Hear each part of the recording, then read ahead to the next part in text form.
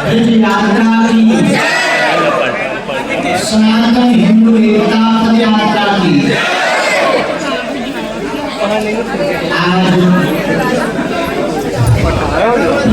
हम बहुत प्रसन्न हैं पावन बागेश्वर धाम पर संपूर्ण क्षेत्र के, भारत के, बागेश्वर धाम के एवं छतरपुर के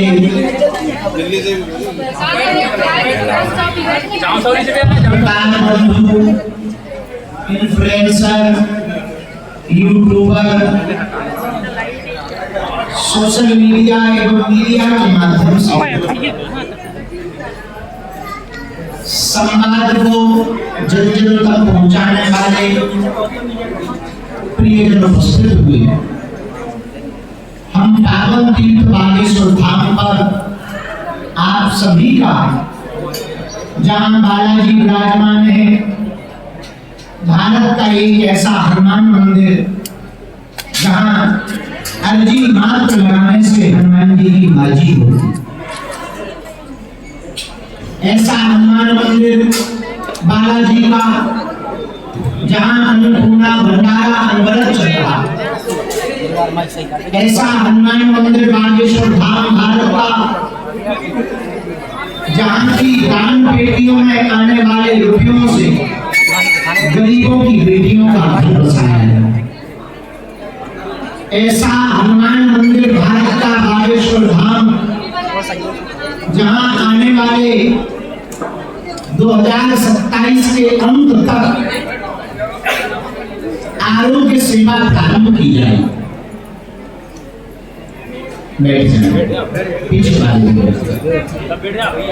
ऐसा स्थान बागेश्वर धाम जहां हिंदू राष्ट्र का ध्वज लहरा है, ऐसा स्थान हनुमान मंदिर भारत का चमत्कारी जहां लाखों लोगों की बिगड़ी बन रही है। उसी पावन पुण्य भूमि बागेश्वर धाम पर हम आप सभी का बहुत बहुत स्वागत कर रहे हैं, बहुत बहुत साधुवाद करते हुए आप सबके लिए बजरंगबली से प्रार्थना करें।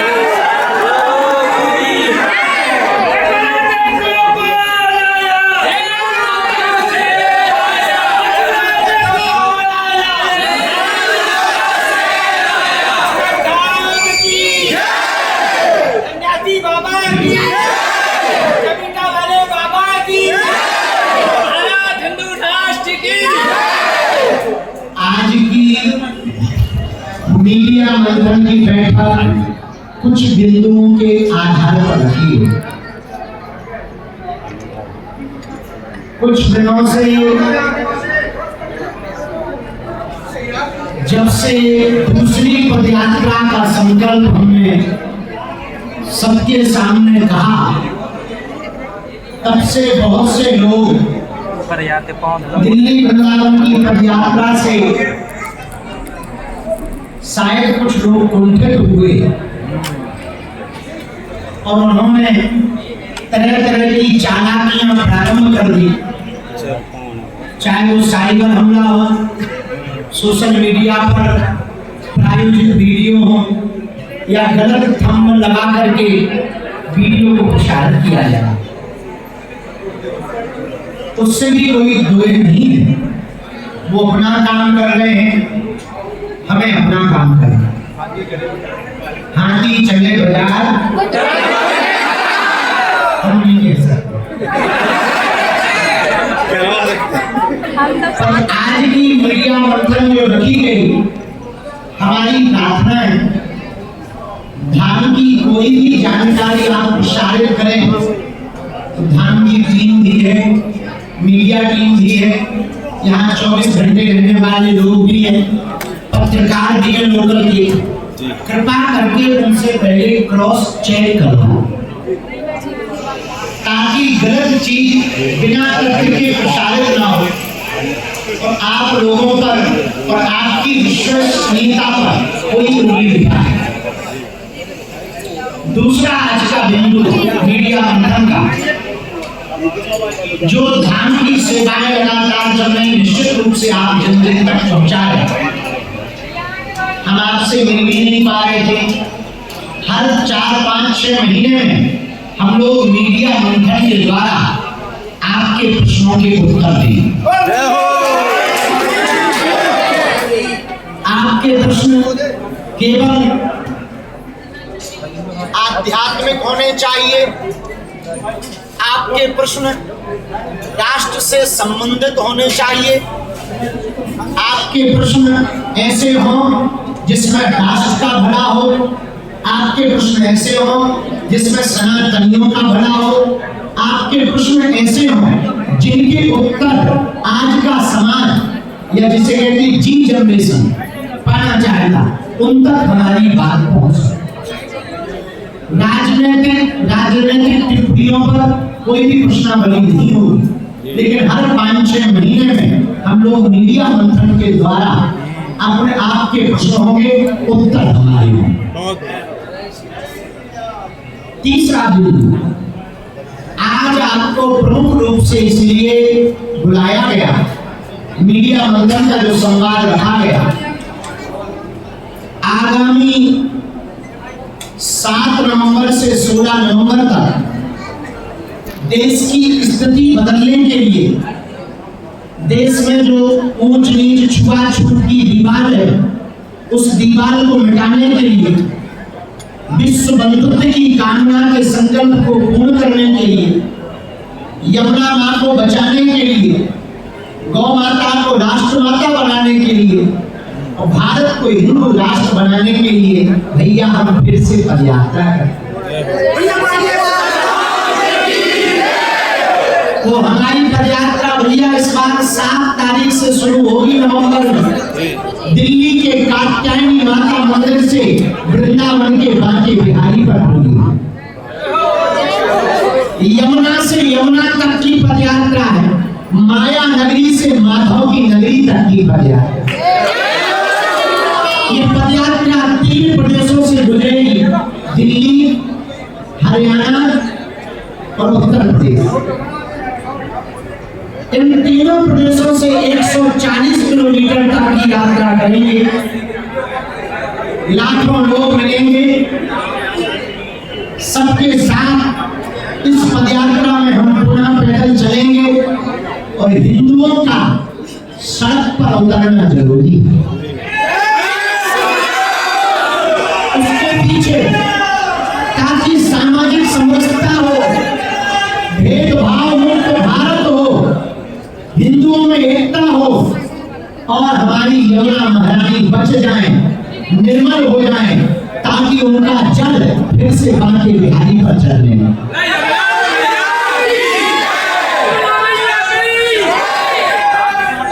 इसीलिए इस बार की पदयात्रा देश की स्थिति और परिस्थिति बदली, क्योंकि इस बार की पदयात्रा राजधानी से है। राजधानी से मतलब है पूरे देश में इसकी भूमिका क्या है। आप सबकी भूमिका जरूरी है। देखो एक बात तो तय है, एक ना एक दिन भारत हिंदू राष्ट्र होगा। वर्तमान में अघोषित हिंदू राष्ट्र है, भविष्य में घोषित हिंदू राष्ट्र होगा। भारत जिस दिन हिंदू राष्ट्र घोषित होगा, उस दिन एक बात तो तय है, आप लोगों की भी भूमिका हमारे साथ होगी। तो आपकी जब पीढ़ी आएगी, नाती पोता होंगे, तो वो भी कहेंगे कि जब गुरुजी पैदल चले थे हिंदू राष्ट्र के लिए, तब तो हमारे दादाजी भी उनके संगे मीडिया भाई बनकर गए। एक अमिट, एक ऐसा नाम आप पीढ़ी दर पीढ़ी के लिए देकर जाएंगे, जो आपके लिए तो बहुत महानता का प्रतीक होगा ही, इसके साथ देश के लिए भी जरूरी है देश को खोखला जातियां करना, देश को खोखला जातिवाद कर रहा। हम जातियों के विरोधी नहीं है, जातिवाद के विरोधी हैं, जो ऊंच नीच है उसके विरोधी हैं। और विचित्र बात यह है, हम जिस समाज से आते हैं हमें तो ये बात ही नहीं उठानी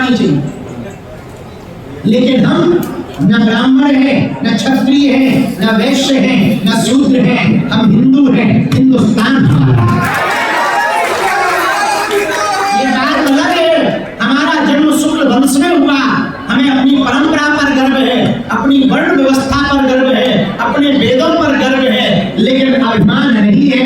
हम हिंदू हैं, हिंदुस्तान हमारा। हम भी यही चाहेंगे।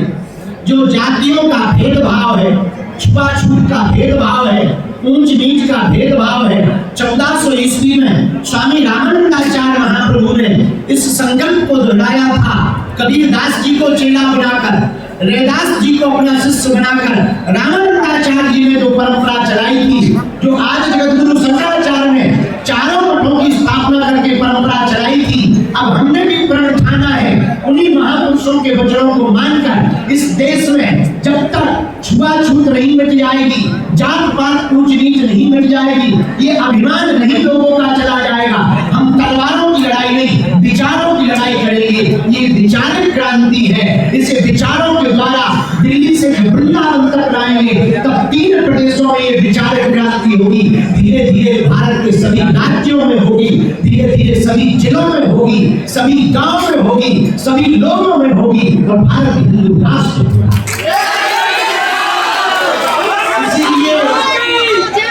इसीलिए हम दिन का रात भैया अपना धाम छोड़कर, नींद छोड़कर, भूख छोड़कर, अपने कार्यों को छोड़कर, कथाओं को छोड़कर पद यात्रा कर रहे हैं। भैया हमारे साथ ना तो कोई है, ना तो हम किसी पार्टी के लिए कर रहे हैं, ना किसी पार्टी को जिताने के लिए कर रहे हैं। ये पदयात्रा सनातनियों की है। जिस पार्टी में सनातनी है उस पार्टी की है। नेताओं की क्या साधु संतों का कमंडल, वाले सुधान का सुंदर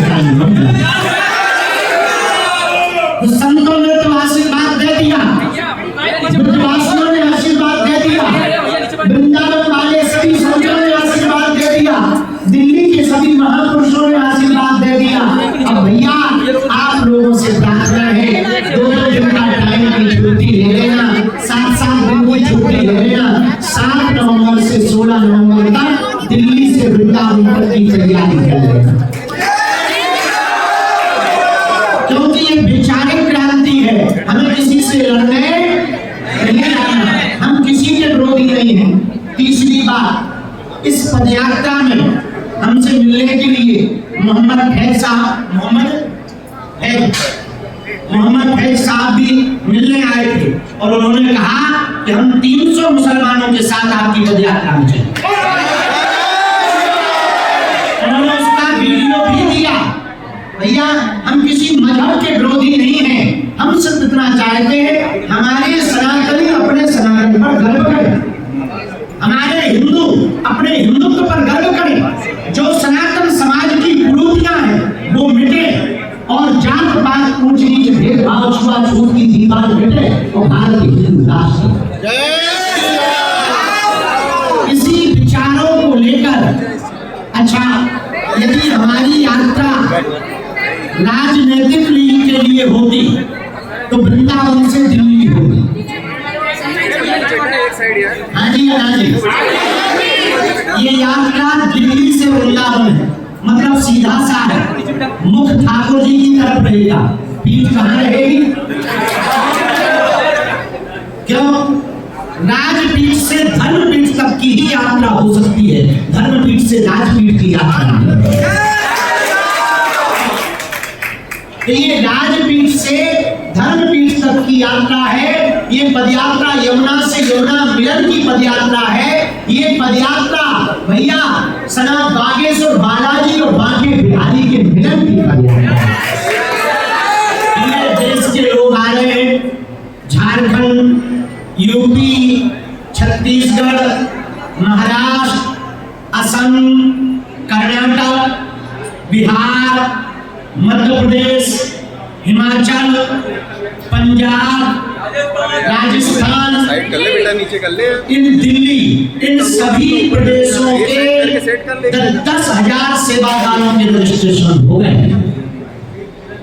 भगवान ने चाहा इस पदयात्रा में लाखों लोग आएंगे, बांके बिहारी के दर्शन करेंगे, ब्रज के संतों के दर्शन करेंगे, ब्रज रज को मस्तक पर लगाएंगे, यमुना जी को प्रणाम करेंगे और 10 दिनों तक हम लोग संकल्प लेंगे कि छुआछूत में नहीं पड़ेंगे, हिंदू एकता करेंगे, भारत को हिंदू राष्ट्र बनाएंगे, हिंदू हिंदू का साथ देंगे, हम लोग युद्ध नहीं, हम लोग शांति चुनेंगे, हम लोग विश्व में शांति लाने का प्रयत्न करेंगे, हम लोग पहले देश में एकता करेंगे, पहले भारत को जोड़ेंगे, फिर भारत को अखंड करेंगे। इन संकल्पों के साथ ये पदयात्रा 10 दिनों तक चलेगी। सभी मीडिया इन्फ्लुएंसर जो कार्य करते हैं, भैया हमारा तो कोई है नहीं, न हमारी ऐसी कोई टीम है कि कोई बहुत बड़ी मीडिया हो, न हमारी कोई मीडिया हाउस है, न हमारी कोई टीम बैठी, न हमारे यहाँ आईटी का सिस्टम है। हमारे यहाँ बना नहीं पाए और बनाने के लिए लक्ष्मी राम रखते हैं और वो हमेशा कर्जा है। इसीलिए हमारी आईटी टीम भी आप हो, हमारा मीडिया हाउस भी आप हो और हमारे कवर करने वाले भी आप ही हो। इसलिए आज का मीडिया मंथन इसीलिए रखा गया कि आज से ही हमारी मीडिया आप लोग पकड़ेंगे। सब लोग आप ही लोग हमारी प्रभारी बनकर के कार्य देंगे। दूसरा, ये पदयात्रा कैसे सफल होगी, अपने अपने सुझाव रखो।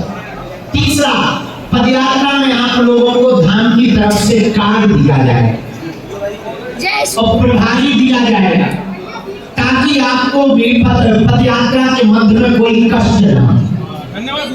चौथा, पूरी पदयात्रा के बीच में प्रभारी तो रोज आपके साथ धाम की तरफ से बैठक करेंगे, हम भी समय निकाल कर करेंगे। पांचवा, आज से ही आप लोगों को प्रतिदिन हमारे निमंत्रण को लाइव आकर लोगों के संवाद, उस क्षेत्र में रहने वाले लोगों की बाइटें, ब्रज कितना उत्सुक है, दिल्ली कितने उत्सुक है, पदयात्री कितने उत्सुक है, बागेश्वर धाम से कितने उत्सुक है, कौन कौन सा रूट मैप रहेगा, वो आपको अभी टीवी स्क्रीन पर दिखाया जाएगा।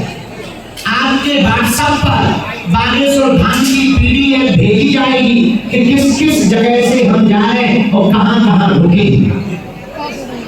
आपके व्हाट्सएप पर ये जानकारी आ जाएगी, आपका एक ग्रुप बना दिया जाएगा और उस ग्रुप के द्वारा आपको संदेशा पहुंचा दिया जाएगा कि आज विशेषतया पदयात्रा में क्या होगा। हम अलग अलग से निमंत्रण दे नहीं पाएंगे, हम भैया अकेले हैं, हम कोई व्यवस्था बनानी पड़ रही है, वहां रुकने की व्यवस्था